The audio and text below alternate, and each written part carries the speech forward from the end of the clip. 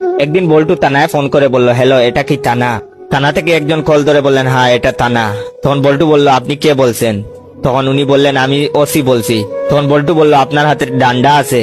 তখন ওসি বললেন, হ্যাঁ আছে। তখন বল্টু বলল, তাহলে ওটা নিজের পাশায় ঢুকিয়ে দিন। বলেই ফোনটা কেটে দিল।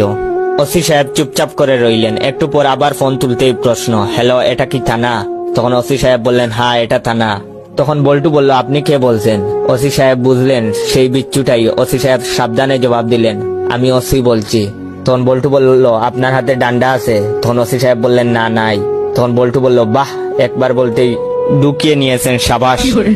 সিএলআই দেখে ওসি সাহেব ওই নম্বরে ফোন করলেন। ধরলেন এক ভদ্র মহিলা, বল্টুর মা ছিলেন। ওসি সাহেব বললেন, থানা থেকে ওসি বলছি, এই নম্বর থেকে একটি বাচ্চা ছেলে আমাকে ফোন করেছিল, বলেছে হাতের ডান্ডাটা নিজের পিছন দিয়ে ঢুকিয়ে দিতে। তখন বল্টুর মা বললেন, এ মা, কখন?